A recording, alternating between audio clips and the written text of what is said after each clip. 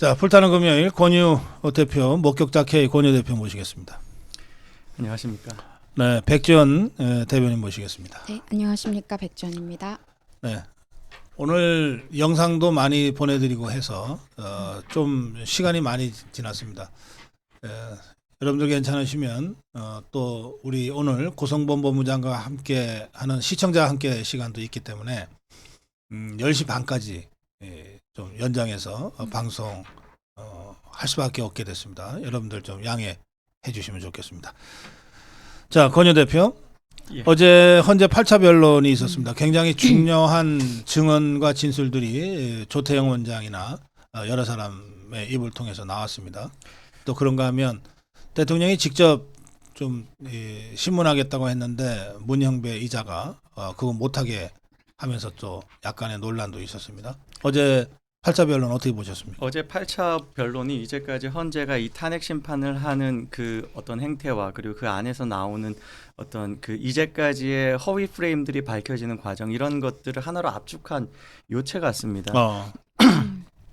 가령 이제 홍장원, 곽종근 같은 경우 이미 이들이 지금 탄핵 공작에 가담한 뭐 주체다라고까지 우리가 의심할 정도로 강력하게 이 사람들의 어떤 진술에 대해서 의심할 수밖에 없는 그런 많은 객관적인 물증까지 나왔는데, 어제 이제 조태영 이제 국정원장이 더 적극적으로 더 결정적인 물증들, 가령 CCTV 영상이라든가 뭐 이런 것들을 제시하면서, 그리고 메모에 대해서도 조금 더 진일보한 그 어떤 진위에 대해서 이야기했는데, 당연히 이 말하자면 홍장원의 모든 증언들은 다 날려야 될 정도로, 이 재판이 정상이라면 그 정도로 충분히 그 반박할 만한 증거가 나왔습니다. 특히 메모 같은 경우 가장 중요한데, 메모가 뭐 보면은 글씨 색깔도 다릅니다. 파란색으로 쓰여진 부분이 있고 검은색으로 쓰여진 부분이 있는데 그 부분을 4가지 버전이라고 설명을 하면서 국정원장이 이제 뭐 그걸 받아 적은, 정서로 받아 적은 보좌관도 있지만, 그런데 그 이후에 추가된 글자들이 있다. 그리고 그 추가된 글자들이 뭔고 하니 결정적인, 그러니까 가령 이제 검거 요청 뭐 이런 식의 가장 핵심적인 위치 추적과 뭐 이런 식의 그런 문장들이 사후에 들어간 것이 아닌가. 그렇다면 이 홍장원의 주장을 조금도 이제 만일 이 뭐 판결 때 증거로 채택하냐 여부를 할 때는 재판부가 당연히 이거는 채택하지 않아야 되는 그런 증거가 됩니다. 이 정도 말씀드리겠습니다. 예, 백지원 씨는 어떻게 보셨어요?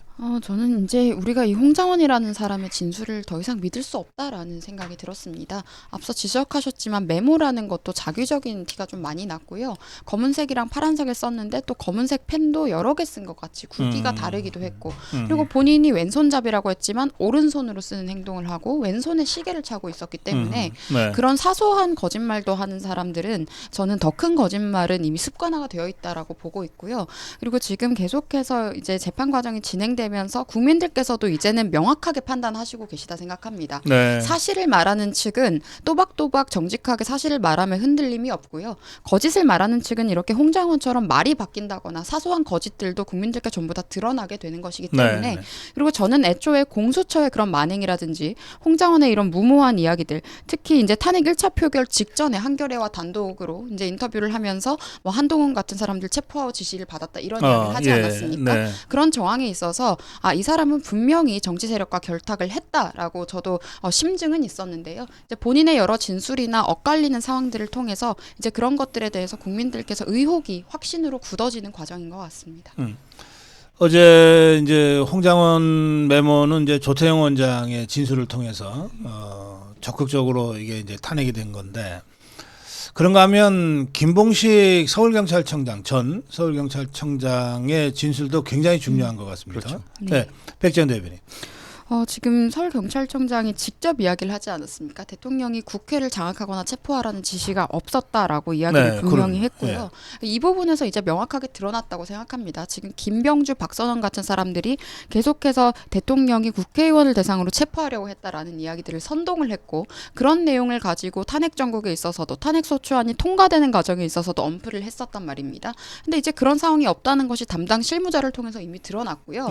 그리고 대통령께서도 직접 진술을 하기도 하기도 했고 조태용 국정원장과 이야기에서도 나왔지만 대통령이 이런 여러 가지 사항들을 논의할 때 굳이 전직 국정원 1차장에게 이런 것들을 이야기할 이유가 없습니다. 그리고 국정원 전 1차장이 할 수 있는 영역도 아니기 때문에요. 저는 이렇게 급조되고 날조된 탄핵 선동 같은 것들에 이제 그런 진실들이 국민들께서도 이제 보실 수 있을 정도로 적나라하게 드러나고 있다라고 생각합니다. 예, 김봉식 이제 서울청장 같은 경우 이런 거죠. 이 진술들이 그러니까 증언들이 뭐 불일치하거나 충돌이 있을 경우에는 우리가 물증을 바라보면 됩니다. 물증이 어땠나? 가령 서울청장이 아주 잘 설명을 했습니다. 국회를 전체를 통제를 하려면 공세를 하려면 3,000명의 인원이 필요하다. 그런데 그것에도 턱도 없는 인원이 있었고 실제로 거기 파견되어 있었던 경찰들은 전장현의 시위를 대응하기 위한 기동대였다. 그걸로 끝난 겁니다. 만일 이게 정말로 국회를 봉쇄해서 정말 국회의원들이 한 명도 못 들어가게 만들고 심지어 월담조차 못하게 하려는 지시가 내려갔는데 서울청장이 이랬을 리가 없어요. 말도 안 되는 이야기입니다. 그런 어떤 객관적으로 실제로 벌어진 인제는 지울 수 없는 그런 증거들을 진술들과 같이 맞춰봐야죠. 그러면 결론이 이쪽이 더 체포 지시 없었다, 봉쇄 지시 없었다라는 진술이 더 신빙성 있다라고 우리가 더 확신을 가질 수 있다. 저는 이게 상식이라고 생각합니다. 그리고 이제 국회 측에서 뭐 이런 식으로 몰아가더라고요. 조지호 뭐 경찰청장은 뭐 이런 식으로 대통령이 수고했다라고 이야기하는 걸 뭔가 뼈 있는 말처럼 느꼈다라고 이야기하는데 당신은 어떻게 느끼냐? 저는 그냥 그 말 그대로 받아들였습니다. 그러니까 이제 조기에 이제 빨리 뭐 조용히 별 탈 없이 무탈하게 끝났다라는 부분에 대해서 대통령이 취하한 부분을 그러니까 소추하는 사람들 스스로가 그런 그 어떤 문장 자체를 그들 원하는 프레임으로 왜곡해서 끼워 맞춘 다음에 그걸 가지고 지금 올린 것들 그게 지금 이 재판장에서 다 하나씩 탄핵되고 있다라고 말씀드립니다. 근데 이제 헌재 변론도 이제 막바지를 향해 가고 있는데 그런데 이 내란 누명을 씌운 핵심적인 두 명이 홍장원이하고 곽종건이잖아요. 근데 이제 이자들이 더불어민주당 국회의원들 그리고 뭐 한동훈이 이런 자들하고 그냥 일상적으로 그냥 어쩌다가 보는 사무적으로 보는 이런 관계가 아니다. 굉장히 밀접한 관계라고 하는 것들이 지금 정황상 드러나고 있잖아요. 또 그런가 하면 곽종건의 경우에는 뭐 거의 김병주의 핵심 참모였고 군 시절에 그러면서 박범계나 더불어민주당 의원들로부터 뭐 가스라이팅을 당할 정도의 정황이 있었다. 이건 사실 707 특임단장의 진술을 통해서 지금 확인되고 있잖아요. 이 부분은 어떻게 보십니까? 권유 대표? 예, 일단 뭐 곽종근은 어제 정말 제가 보기가 부끄럽더라고요. 그러니까 이 사람이 일단 지금 특임단장이 이 사람은 박범계에게 가스라이팅 된 것으로 보인다 이렇게 이야기를 하니까 거기에 대한 대응이었는지 모르겠으나 김용현 국방장관이 나에게 일주일에 두세 번씩 종북 유튜버들을 영상을 보내면 링크를 보내면서 나를 가스라이팅했다. 그게 어떻게 가스라이팅이죠? 종북 유튜버를 보면 본인도 특전 사령관으로서 경각심을 느껴야 되는 것 아닙니까? 그건 가스라이팅이 아니라 자기 스스로 그런 걸 찾아보고 그게 문제라고 느껴야 되는 그래야지 대한민국 국민들이 이 사람이 안보 그러니까 종북이라는 게 뭡니까? 북한을 지금 추종하는 것이고 북한은 법적으로 주적 아닙니까? 그 주적을 추종하는 사람들에 대해서 당연히 어떤 안보의식을 가지고 있어야 되는데 그 내용을 보고 가스라이팅 당했다라고 이야기하고 그다음에 그 논리는 뭡니까? 그걸 보면 그러면은 계엄에 대해서 불법 계엄임에도 불구하고 내가 따를 수밖에 없었다 이런 식의 논리잖아요. 그 사고 체계 자체가 정말 기괴하다는 거예요. 그런 주장을 하는 사람은 그러니까 지금 이 상황에서 과연 저 사람이 지금 박범계에게 가스라이팅 당했냐 아니면 종북 유튜버로 인해서 가스라이팅 당했냐 어떤 쪽에 더 신빙성이 있겠습니까? 그리고 이제 홍장원 같은 경우는 아까 말씀하신 여러 가지 정치권의 어떤 커넥션들 중에 지금 박지원도 어제 사실상 인정했더라고요. 인사청탁 한 거는 주영 대사였다. 그런데 이 사람이 실제로 주영 정무공사를 했던 게 홍장원입니다. 그러니까 어떤 경로로 인사청탁이 들어갔을지를 박지원이 마치 고백한 것처럼 우리가 그게 아니어도 우리가 이 사람이 박지원 쪽 연줄이 있다라는 의심을 정치권에서 이미 많이 하고 있었고 정치권에서 그렇게 이야기했던 건 이거 외에도 입체적으로 같이 맞춰볼 만한 여러 가지 정황들이 있었을 것입니다. 그런데 여기에 하나 더 보태고 싶은 게 최근에 이제 조선일보에서 보도한 내용 중에는 김종혁이라는 이름이 갑자기 등장해요. 이 사람이 한동훈과 어떻게 소통했을까라고 많은 이제 기자들도 의심하지 않았겠습니까? 근데 이제 김종혁에 대한 이름이 떠오르니까 그쪽으로 취재를 합니다. 김종혁이 여기에 대해서 질문을 받으니까 답변이 가관이에요. 그건 중요한 게 아니다. 본질이 아니다. 시인이죠. 사실상 시인이죠. 그러면 지금 이 그림에서 가령 홍장원의 등장이 굉장히 어떻게 보면은 파괴력을 강화하게 됐던 게 바로 한동훈의 그날의 긴급 최고위 회의였습니다. 네, 뭐 체포 어쩌고 저쩌고 했던. 뭐 정치인에 대한 체포, 나를 포함한 정치인에 대한 체포를 위해서 정보기관을 동원한 사실이 확인이 됐다. 곧 알려질 것이다. 근데 알려지긴 뭐가 알려집니까? 다 허위라는 게 알려졌는데 그날은 너무 파괴적이었던 거예요. 그 가짜 뉴스가 이미 어떤 이런 부분에 대해서 들여다보고 나면 우리가 차분해지면 정말 한동훈이 어이없는 짓을 했구나라고 생각을 하겠으나 중요한 건 표결에 영향을 끼쳤다는 겁니다. 탄핵 그렇죠. 표결에 만일 한동훈의 그 기자회견이 없었으면 영향을 안 끼쳤을 거예요. 이것만한 중요한 본질이 어디 있습니까? 그러니까 대통령이 지금 탄핵 심판 자체를 안 받고 있을 텐데 김종혁이 한동훈에게 이 지금 홍장원을 물어다 주는 바람에 김종혁하고 홍장원은 또 고교 동창이라는 얘기도 있던데 뭐 이런 부분들이 우리가 참 이 탄핵 이 국면에서 얼마나 가짜 뉴스가 사실 조직적으로 네트워크로서 작동을 했는지를 볼 수 있는 정황이라고 봅니다. 우선 이 사람들이 지금 본인들이 민주당이 지금 특전사령관을 비롯해서 가스라이팅을 했다라는 지적을 받으니까 역프레임 공격을 좀 하려고 하는 것 같은데요. 그때 김병주 의원이 직접 영상으로도 찍어서 이미 기록에 남아 있지만 특전사령관이 요원이라고 분명히 단어를 이야기를 했는데 김병주 의원이 은근하게 압박을 하면서 의원이라고 이런 식으로 이야기를 다 틀어버립니다. 그런 게 가스라이팅입니다. 그건 국민들께서 본인이 공개했기 때문에 전부 다 봤고요. 저는 지금 여러 가지 공격들이 이태원 선동 때의 모습들과 좀 유사하다는 생각이 듭니다. 특히 경찰들에 대한 이야기도 그렇고요. 그때도 마약 수사 때문에 뭐 이태원 사고가 일어났다 뭐 이런 이상한 이야기들을 했었거든요. 그래서 저는 그때 당시에도 경찰 출신이었던 지금 황운하 의원, 조국신당이죠. 황운하 의원이 직접 개입을 해서 그런 이야기들을 했었는데 지금도 비슷한 정황들, 지금 또 군인 출신인 김병주 의원이 개입하고 있지 않습니까? 그런 여러 가지 저항들이 보이고 그리고 김용현 장관이 특전사령관에게든 누구에게든 군 주요 인물들에게 지금 종북 세력에 대해서 경고하고 관련된 자료를 준 것은 당연히 업무상 해야 되는 일이라고 저는 생각을 합니다. 그리고 저도 그런 종북 유튜브들을 확인을 한 바가 있는데요. 뭐 김정은 부부에 대해서 뭐 연예인보다 뭐 아름답다 뭐 이런 식으로 이야기한 유튜브들도 있습니다. 그런 건 분명히 문제적이잖아요. 그래서 이런 걸 지적한 걸 가지고 뭐 본인이 가스라이팅 당했다? 그건 대한민국 군인으로서 할 말이 아니라고 생각을 하고요. 지금 여러 가지 상황에서 저는 가장 우리가 중요하게 봐야 되는 것은 한동훈 전 대표와 민주당 그리고 김어준 같은 이 정치 세력들 간의 커넥션입니다. 이 사람들은 지금 이 탄핵이 본인들의 기회라고 생각을 했던 것 같습니다. 그리고 우리가 다시 계엄 당시에 계엄 당일의 상황을 우리가 다시 돌이켜 볼 때 정말 이상했던 것이 온갖 좌파 단체들이 기다렸다는 듯이 국회 앞에 몰려왔었거든요. 그러니까 미리 정보를 알고 있었던 것처럼 그렇다면 이 비상계엄 정보를 어떻게 그들은 미리 알고 현수막까지 다 준비를 하고 기다렸는가 지금 이런 의문들도 국민들이 갖고 계십니다. 그래서 저는 이게 분명히 이제 우리 여당이라고 하는 내부 세력들과 그리고 민주당의 이익 집단들과 결탁을 해서 이런 여러 가지 상황들이 벌어지고 있는 것이다. 그리고 그들이 이렇게 자기적으로 선동한 것의 실체가 드러나니까 지금 두려워서 계속해서 프레이밍 공작들을 이어가고 있는 것 같습니다.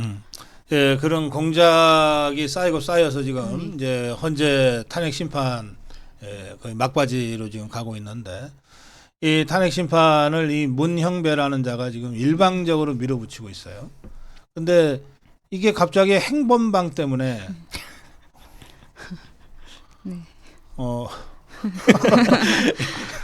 두 분이 웃으시네. 예. 어떻게 보세요? 참 저는 이 행범방 논란이 터지기 전부터 네. 이 문영배 재판관은 판사로서도 자격이 없고요. 본인의 양심의 문제라고 저는 생각했습니다. 본인의 양심에 따라서 사실 우리법 연구회 회장을 했던 이력 때문이라도 전 헌법재판관의 추천을 받아도 본인이 사양을 했어야 된다고 생각하고 네. 지금 논란이 된다면 정말 대한민국 법관으로서 기본적인 양심을 지키기 위해서라도 사퇴했어야 된다고 생각합니다. 그런데 이렇게 계속 파도 더 심한 이야기들이 지금 나오고 있는데 정말 이번 논란들을 음침하게 그지없다라는 이야기를 좀 하고 싶고요. 네. 그리고 본인이 마치 이게 무슨 해킹을 당했다는 듯이 이런 주장들을 하던데 10년도 전에 올라온 글들이었습니다. 근데 그걸 어떻게 지금 당장 누가 해킹을 해서 작성할 수도 없는 일이고 본인은 직접 그런 음란물을 게시하지는 않았다라고는 하지만 그 게시한 글들을 봤을 것 아닙니까? 지금 그게 또 문제가 되는 것이고 N번방 이야기로 넘어가면 그 단톡방에 들어있던 사람들도 다 처벌을 받았습니다. 처벌해야 된다는 주장들이 있었고 그럼 그 음란물을 공유하는 카페에 함께 활동을 했다는 것 자체가 그리고 적극적으로 자주 본인은 뭐 자주 들어온다라는 이야기들도 하지 않았습니까? 그렇기 때문에 논란이 되고 있는 거고 사실 이게 부끄러운 일이라고 저는 생각합니다. 우리가 문재인 암흑기를 지나면서 사회의 도덕 윤리관념들이 너무 많이 무너졌는데요. 그 이전에 최소한의 도덕적 기준과 양심이 작동하던 시대 때는 이런 일이 발생하면 본인이 부끄러워서라도 직을 내려놨을 겁니다. 그런데 지금 헌법재판관이라는 지위를 가진 사람이 국민들 앞에서 지금 국민들을 대상으로 마치 본인이 대결을 하는 듯한 그리고 대통령을 향해서도 짜증을 낸다거나 감정적인 모습들이 너무 많이 보였고요. 대통령의 진술에 대해서도 굉장히 부당하게 불이익을 주는 그런 모습들이 보였고 그래서 지금 김계리 변호사가 여러 가지 이야기들을 한 부분에 대해서 국민들이 공감을 하고 있는 겁니다. 지금 문영배 재판관은 탄핵 재판에 맡을 만한 저는 그런 역량도 되지 않는다고 생각을 하고요. 자격도 없다고 생각을 하지만 지금 여러 가지 태도라든지 이런 논란에 대해서 본인들이 이야기하는 것들도 너무나 뻔뻔하지 않나. 국민을 지금 굉장히 기만하고 있지 않나라는 생각이 들었습니다. 예. 대한민국 우파 유튜버들 중에서 가장 점잖은 이 채널에서도 문영배 행범방 이야기 나오자마자 웃음이 터집니다. 정말 이게 대한민국 국민들이 이 헌법재판소라면 당연히 우리가 권위를 줘야지 이 헌법재판소가 사실 정상적으로 기능한다 생각을 합니다. 그런데 멸시의 대상이 됐어요. 그 멸시의 대상이 된 거는 그 누구의 책임도 아닌 헌법재판소 스스로의 책임입니다. 네. 재판 진행을 정말로 무법하게 위헌적으로 하기 때문에 그런 과정에서 생긴 불만들이 이 지금 문영배라는 사람은 도대체 어떤 사람인가 궁금하게 만든 거예요. 그렇게 해서 집단지성이 들여다본 것을 문영배는 이걸 모르겠습니다. 그걸 본인이 믿어서인지 아니면 프레임 전환을 하려고 하는 건지 누군가가 해킹했다는 건 아마도 그 글을 쓴 게 해킹이라기보다는 그 카페에 들어온 게 해킹이다. 그걸 어떻게 알았냐라고 생각하는 것 같은데 사실 그렇거든요. 좌익들이 해킹하면서 이야기하는 항상 그 해킹의 주체는 국정원을 의심합니다. 지금 안 그래도 어제 또 국정원장이 증인으로 나와서 문영배가 별로 안 좋아할 만한 답변을 많이 했고 이런 흐름에서 가령 대통령을 이제 뭐 비호하는 뭐 국정원 잔당 뭐 이런 사람들이 해킹을 했나 이런 의심을 한 것이 아닌가라고 추측하게 만들 정도로 이거는 아주 진영 싸움을 저열하게 하는 그런 한 지점이라고 생각을 합니다. 택도 없는 이야기고 해킹일 리가 없고요. 그건 카페는요 누구나 그냥 주소만 알면 그리고 그 문영배가 그 고등학교 졸업했다라는 걸 알면 우리가 크롤링이라고 합니다. 그런 어떤 여러 가지 몇 가지 정보들을 조합해가지고 검색하면 나와요. 그렇게 해서 나온 그 다음에 문영배가 대응해야 되는 건 본인이 그런 음란물을 즐겼는지 안 즐겼는지 그런 부분에 대해서 답변을 하면 되는데 하필이면 어떤 그런 뭐 음란물이라든가 이런 것들에 대해서 여러 가지 사람들이 뭐 소통한 댓글들이 있는데 그 중에 하나는 제가 좀 놀랐던 게 이런 글들의 적법성을 논할 때 이게 어떤 아청법이라든가 뭐 음란 행위에 대한 어떤 법률 이런 걸 가지고 논하는 게 아니라 저작권법을 논하더라고요. 저희들끼리. 예, 저작권법 문제되는 거 아니야? 그럼 이거 형배한테 물어봐야 되는 거 아니야? 이런 대화가 있어요.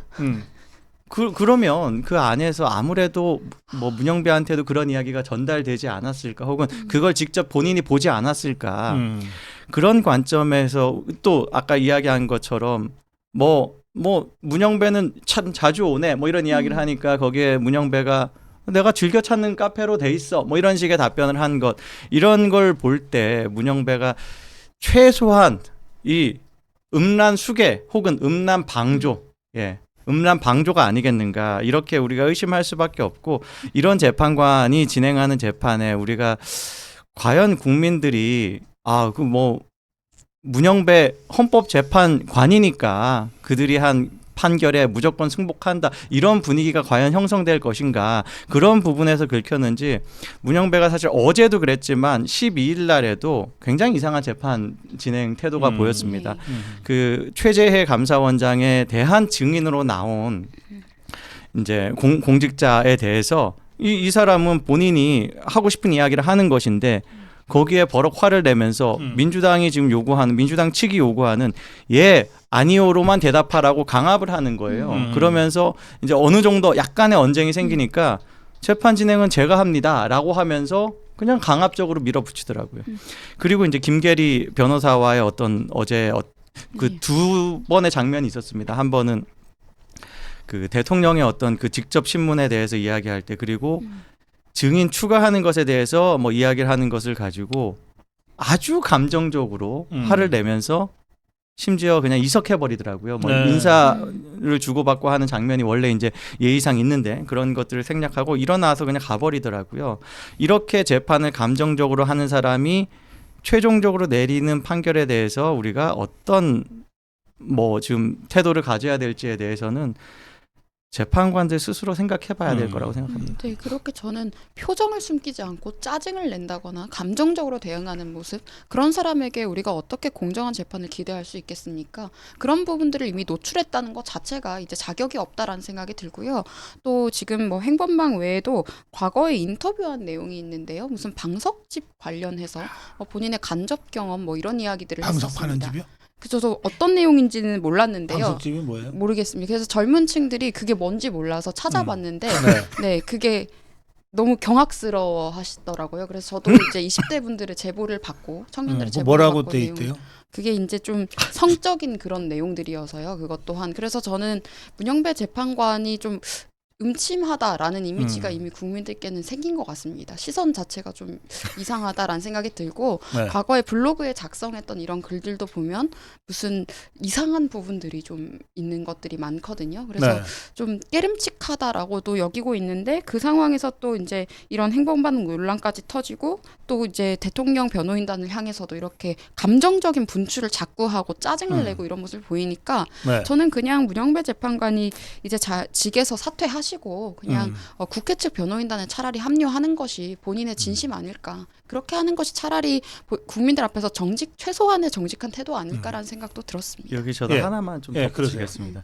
어제 이제 수방사 경비단장 조성현이 와가지고 뭐 좀 민주당 쪽이 좋아할 만한 발언들을 좀 해줬다. 그들은 뭐 매체들은 신났습니다만 아주 재밌는 포인트가 있어요. 이 사람은 지금 헌법재판부가 직권으로 채택한 유일한 증인입니다. 그러니까 딱 한 명, 헌법재판부에서 딱 한 명 자기들이 원하는 사람 골랐는데 그게 이 사람이에요. 헌법재판소 재판관들이 조성현이 누군지는 알까요? 근데 알게 된 이유가 있습니다. 애초에 헌재법 32조를 무시하고 수사기록을 다 송부받은 것, 수사기록을 송부받아서 그걸 들여다본 것, 수사기록을 들여다보니까 거기에 이 사람의 진술들이 있고, 그런데 재밌는 건 이 사람만 불렀다는 건 수많은 사람들 중에서 자기들 입맛에 맞는 사람이 이 사람밖에 없었다는 거예요. 사실상.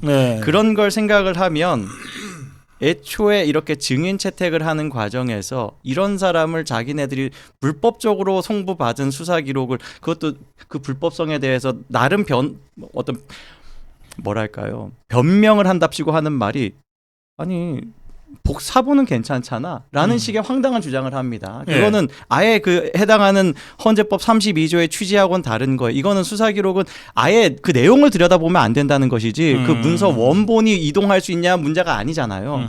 그런데 그런 식으로 변명을 하면서 알게 된 내용으로 이 사람을 불러온 것 자체를 우리가 한덕수 총리와 홍장원 증인 채택 여부 뭐 곧 이제 밝혀질 텐데 곧 이제 그들이 이제 결론을 낼 텐데 이것과 한번 비교해 보자고요. 그리고 사실 뭐 꼭 오늘이 아니더라도 그 전에도 한덕수 총리에 대해서는 이미 지금 신청을 했는데 계속 안 받아들이고 있었습니다. 이것과 이런 사람을 정말 불법적인 방법으로 끌어낸 것, 그냥 이 헌법재판소가 얼마나 편파적인지 보여주는 장면입니다. 그래요. 자, 마지막 주제로 가겠습니다. 뭐 2030을 말라 비틀어지게 만들어야 된다. 또 내일 광주 집회가 금남로에서 진행되는데 무슨 주소를 일로 강기정이한테 집회 장소를 허가해 줘라. 찾아가 봤더니 쓰레기장이고. 이 지금 더불어민주당 하는 짓거리들을 보시면 어떤 생각이 드세요, 백 대변인? 저는 일단 민주당은 호남을 본인들의 소유물로 생각을 하는 것 같습니다. 네. 마치 사유재산 다루듯이 이야기하는 장면들이 호남에 계신 국민들의 입장에서도 이것은 기분 나쁘고 무례한 태도여야 한다라는 생각이 들고요. 그리고 지금 탄핵에 반대하는 과반 이상의 국민들을 향해서 뭐 쓰레기 지금 취급을 한 것 아닙니까? 뭐 쓰레기장에 가라 이런 식으로 이야기를 한 건데 그 태도가 너무나도 오만하다라는 생각을 합니다. 네. 그리고 지금 이 발언을 했던 해당 의원이 또 지금 민주당의 법률위원장을 맡고 있다고 알고 있는데 지금 이재명에게 충성맹세를 하고자 이런 행동을 한 것인지는 모르겠지만 참 민주당이 계속해서 엇나가는 모습들을 보여주고 있는 것 같고요. 특히 강기정 광주시장 같은 경우에는 그런 사람이 왜 계속 정치를 해야 하는지 사실 잘 모르겠습니다. 뭐 전과 내역이나 이런 것들을 봤을 때 그런 사람을 시장 후보로 민주당이 공천했다는 것 자체가 광주광역시를 우습게 본 것이다라는 생각이 저는 좀 들었고요. 그리고 박구용 연수원장에 대해서 한 번 더 말씀을 드리면 지금 사퇴를 결국엔 했습니다마는 제가 그 말하는 영상을 봤는데 이게 그냥 실수로 나온 발언이 아니라 아주 본인이 확신에 차서 그런 이야기를 하더라고요. 2030은 뭐 말라 비틀어져야 된다. 비틀어지게 해야 된다. 그리고 뭐 사유를 하지 못하는 세대다. 뭐 이런 이야기를 했는데 본인이 생각하는 사유는 아마 골방에서 공산당 선언이나 읽는 행위인 것 같습니다. 그런데 지금 이 젊은 층들은요. 스스로 공부하고 사실과 상식을 아주 중요하게 생각하기 때문에 그보다 더 한 단계 발전된 사고를 하고 있다라는 점을 한번 재차 지적을 하고 싶고 저는 이 박구용 연수원장으로부터도 50대 좌익 기득권의 좀 음침한 시선 앞서 말씀드렸던 그런 것들이 좀 느껴졌습니다. 그리고 이런 사람들이 항상 발언을 할 때 보면은요 젊은 남성들을 굉장히 적대시를 합니다. 뭐 유시민 작가도 그렇지만 젊은 남성들을 거의 살기를 느끼는 사람인 정도로 거의 적대시를 하고요. 그러면서 2030 여성들에게 뭐 특혜를 제공해 주겠다는 것처럼 가스라이팅 같은 것들을 하는데 지금 이제 2030 여성들이 비상계엄 이후에 본인들이 그동안 가지고 있었던 그 자유에 대한 가치관들이 우파적인 성향이었다는 것에서 이미 인지를 하고 있고 대다수 깨어났다고 저는 생각을 합니다. 네. 그래서 이런 발언들은 더 이상 의미가 없다라고 생각을 하고요. 그리고 저도 젊은 층의 입장에서 굉장히 기분이 나빴습니다. 그러니까 본인이 20살 때 생각했던 그 가치관 그대로 지금 내일 모레 환갑의 나이인데도 아직도 그런 사상에 젖어 있는 그 한치의 발전도 없는 정서적 발전도 없는 피터팬 증후군 수준의 사람이 지금 깨어있고 똑똑한 청년들을 향해서 말려 죽이니 많이 하는 이야기를 하는 것들을 보면서 그런 식으로 이야기할수록 본인만 더 궁지에 몰릴 것이다라는 지적을 한 번 더 드리고 싶습니다. 예. 말씀하신 것들 중에서 이제 그 음침한 시선 네. 이런 게 있습니다. 매불쇼라는 프로그램에서도 네. 그 좌익 진영의 인사가 여의도에 20대 여성들 많으니까 2대 남들은 여기 와서 같이 시위해라. 그게 박구용입니다. 아 그때도 네. 박구용이네. 아 네. 맞네요. 아 생각났다. 네, 예. 맞습니다. 이 진짜 음침하네요. 네. 예. 지금 문영배 얘기하는 거예요? 아니요. 박구영 얘기하는 거예요? 예, 박구영. 그러니까 이 사람이 그게 그거 같아가지고. 예. 아 그러네요. 예. 그 사람이 그 사람이고 네. 다 비슷한 생각을 가지고 있는 것 같습니다. 예. 이런 시각으로 지금 20대, 30대 뭐 남성들을 바라보고 여성들을 바라보는 거예요. 여기에는 이 사람이 20대 여성을 바라보는 시각도 있는 겁니다. 네. 아까 이야기한 것처럼 호남에 대해서 호남은 마치 자기네들이 이미 지금 소유한 사유물인 것처럼 20대 여성에 대해서도 그렇게 생각하고 있기 때문에 20대 여성들 우리 말 잘 듣고 있는 20대 여성들을 이대남들 보고 너네들이 짝짓기 하고 싶으면 맞아. 너네들도 우리의 소유물이 되어야 된다. 뭐 이런 식의 논리입니다. 이런 식의 세계관을 가진 사람들이 지금 기득권을 차지를 하고 있고 그걸 더 강화하기 위해서 정말 반칙을 일삼으며 노력하고 있는 네. 이 상황을 알아야 되고 제가 이제 어제 장해찬 최고한테 들은 이야기인데 네. 민주당의 모 현역 의원이 이렇게 이야기하고 다닌대요. 나는 곧 중기부 장관이 될 것이다. 벌써 지금 자리 하나씩 맡아놓고 다닙니다.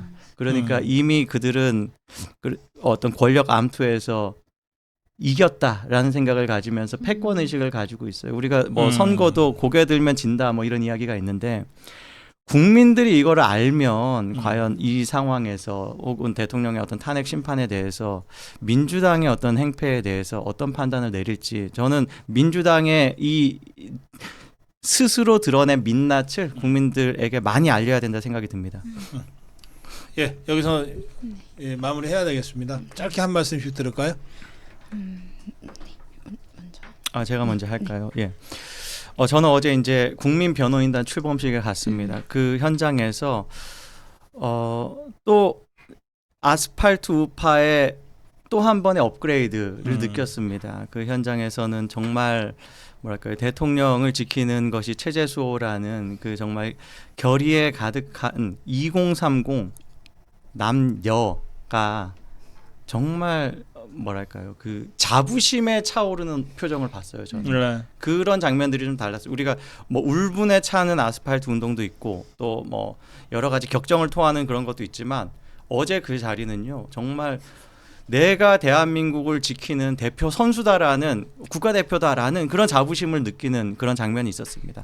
이런 식으로 각각의 어떤 아스팔트 운동들이 서로 다른 역할 혹은 서로 다른 성격 빈 곳을 메꿔가면서 저는 하나의 큰 흐름을 만들어가고 그게 더 그 하나의 큰 힘이 강화된다라고 느끼는 뭐 상황이었습니다. 내일도 또 여러 가지 또 이제 서로 다른 장소에서 아스팔트에서 운동들이 있는데 많은 분들이 이제 꼭 한 곳이라도 가시길 제가 호소를 드리겠습니다. 예. 네, 그리고 저는 혹시 이 영상을 보게 될 아직도 민주당을 지지하고 있는 2030 분들께 좀 호소를 드리겠습니다. 특히 여성분들께 말씀을 드리고 싶은데요. 박원순, 안희정, 오거돈 그리고 지금 박구용까지 저는 이런 50대 좌익기득권의 음침한 시선에서 이제 벗어나시라라고 이야기를 드리겠습니다. 지금 그들이 젊은 남녀들을 계속해서 갈라치고 있는 것은 지금 일종의 2030 길들이기다라는 점을 지적을 드리고 싶고요. 특히 여성들을 대상으로 수동성과 피해의식을 주입하면서 또 그 과정에서 남성을 혐오하는 이런 행태들을 선민의식으로 포장하고 있는데 그것이야말로 일종의 길들이기고 가스라이팅이고 그루밍이다라는 점을 지적하고 싶고요. 자유대한민국의 국민으로서 자유시장 경제와 자유민주주의의 가치를 지지하는 것은 당연한 의무이고 우리가 국민으로서 당연히 이야기할 수 있는 책임이기도 합니다. 그래서 이런 부분들에 대해서 이제는 더 이상 저런 공산주의를 추종하고 있는 좌익 기득권들에 의해서 휘말리지 마시라. 그리고 지금 대한민국을 위해서 우리가 어떤 선택을 해야 되고 어떤 목소리를 내야 되는지 다시 한번 생각해 주시라라고 말씀드리겠습니다. 예. 우리 백지원 대변인이 음침하다는 말씀을 여러 차례 하셨는데 네. 그 말씀을 들으면서 떠오르는 얼굴들이 있어요. 문재인이가 떠올라. 네. 이재명이가 떠오르고 박지원이가 떠오르고. 네. 근데 계속 얘기하면 한 200~300명 얘기해야 돼요. 여기까지만 할게요. 네, 그런 사람들이 또 페미파리를 하고 있기 때문에 이런 모순에서 청년들이 제발 아직도 깨어나지 않으신 분들 이제는 깨어나시길 바랍니다. 네, 말이 아니고 말이 아니고 행동을 보면 될 것 같습니다. 네. 네, 목회자 K 권유 대표님 그리고 백지원 대변인과 함께했습니다. 고맙습니다. 네, 감사합니다.